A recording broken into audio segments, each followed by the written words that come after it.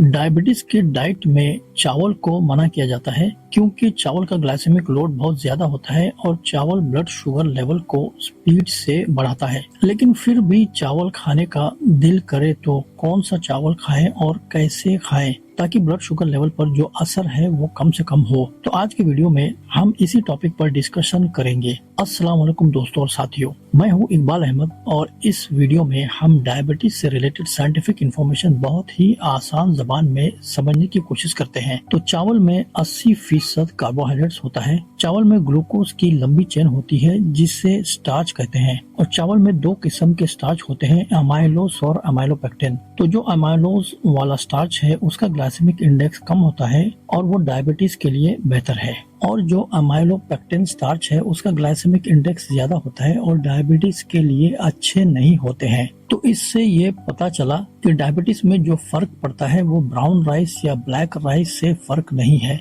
बल्कि चावल के कलर से उसके ग्लाइसेमिक लोड पर फर्क नहीं पड़ता है, बल्कि चावल में जो कंपोजिशन है अमाइलोज और अमाइलोपेक्टिन उससे फर्क पड़ता है। तो ये पता कैसे लगाए कि कौन सा चावल डायबिटीज के डाइट में ठीक रहेगा? तो उसका आसान तरीका है, चावल को पकने के बाद देखें। जब आप चावल को पकाएंगे तो पकने के बाद अगर चावल के दाने अलग अलग बिखरे बिखरे से रहते हैं तो इसका मतलब है कि इसमें अमाइलोज ज्यादा है और वो डायबिटीज के डाइट में अच्छे हैं और इस्तेमाल किए जा सकते हैं। अगर चावल पकने के बाद जितना स्टिकी या चिपचिपा बनेगा, जितने उसके दाने आपस में चिपके रहेंगे, उतना ज्यादा डायबिटीज के लिए नुकसानदेह है या डायबिटीज डाइट में ठीक नहीं है। तो जब अमाइलोज ज्यादा रहता है चावल में तो चावल बिखरे बिखरे से बनते हैं, और जब अमाइलोपेक्टिन चावल में ज्यादा होता है तो चावल स्टिकी या चिपचिपा सा बनता है। तो आप जरा सोचे कि कौन सा चावल बिखरा बिखरा या खिला खिला सा बनता है।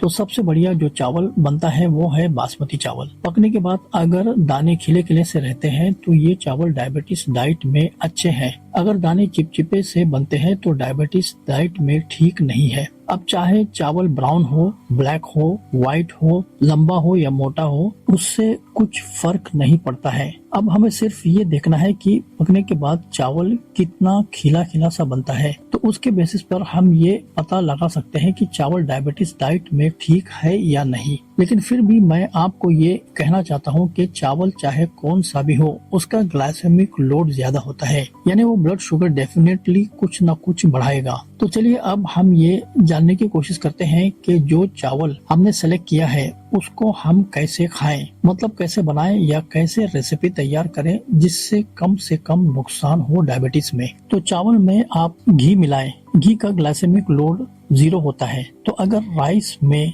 या चावल में आप घी मिलाएंगे तो ओवरऑल प्रोडक्ट उसका ग्लाइसेमिक लोड कम करने में आपकी मदद करेगा। तो पहला पॉइंट ये हो गया कि राइस में आप घी मिलाएंगे।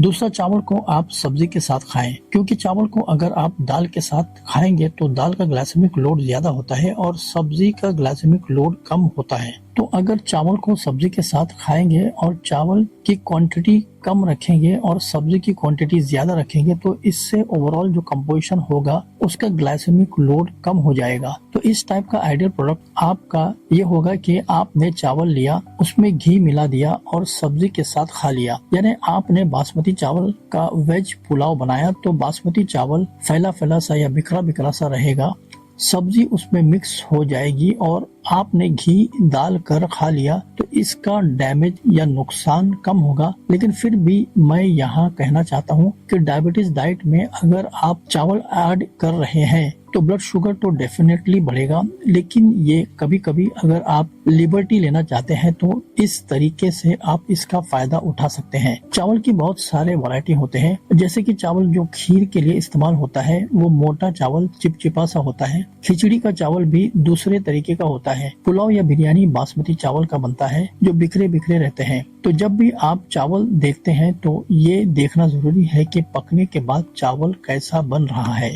तो जो चावल पकने के बाद खुला खुला सा बनता है उस चावल को आप डायबिटीज डाइट में शामिल कर सकते हैं। हमारा मकसद है आप तक ऑथेंटिक हेल्थ इंफॉर्मेशन पहुंचाना आसान अंदाज में, ताकि आपको डॉक्टर्स की ज्यादा जरूरत न पड़े। इंग्लिश में हमारा कंटेंट वॉच करने के लिए हमारे channel Sharja health matters visit करें। Support us by like, share and subscribe. See you next time इंशाअल्लाह।